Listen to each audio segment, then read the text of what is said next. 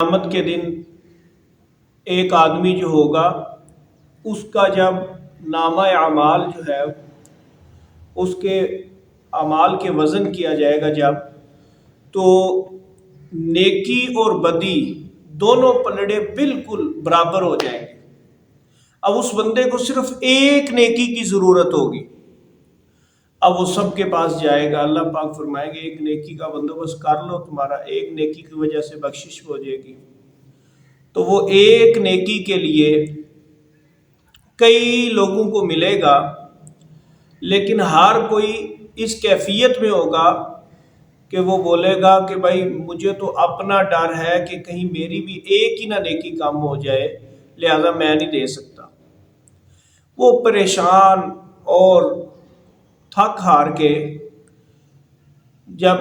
دیکھے گا اس کو ایک بندہ کہ یہ تھکا ہارا بندہ ہے، تو وہ اس سے پوچھے گا کہ بھئی تو کیوں اتنا زیادہ پریشان ہے اور کیا ڈھونڈ رہا ہے؟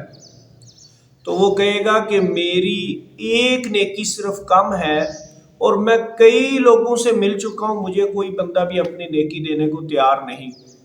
تو وہ بندہ کہے گا کہ میرے نامہ اعمال کے اندر صرف ایک ہی نیکی ہے، یہ نیکی تم لے جاؤ، کیونکہ ایک نیکی سے میرا تو کچھ بننے والا نہیں ہے،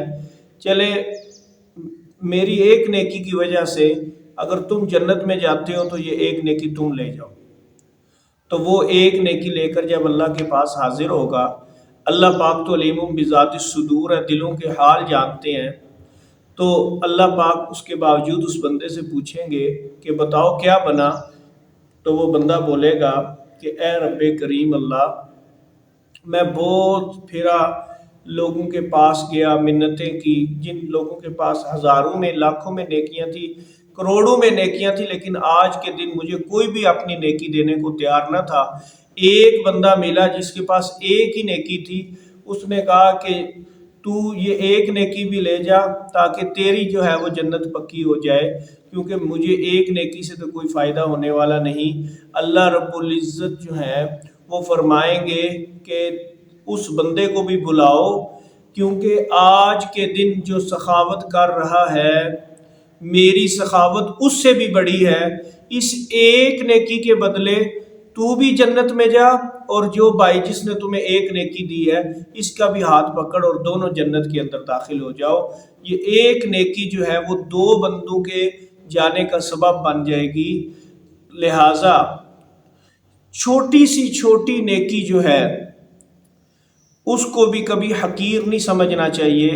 کیونکہ آپ نے سنا کہ ایک نیکی جو ہے وہ بندے کو پریشان کر دے گی اور دوسرے کی ایک نیکی جو ہے اس کے لیے بخشش کا ذریعہ بن جائے گی۔ اسی لیے نبی کریم صلی اللہ علیہ وسلم نے فرمایا تھا لا تحقرن من المعروف شیئا، کہ چھوٹی سے چھوٹی نیکی کو بھی جو ہے وہ حقیر نہ سمجھو، ولو ان تلقى اخاك بوجه طلق، اگرچہ کہ تم اپنے بھائی سے مسکرا کر ملو تو یہ بھی ایک نیکی ہے۔ لہٰذا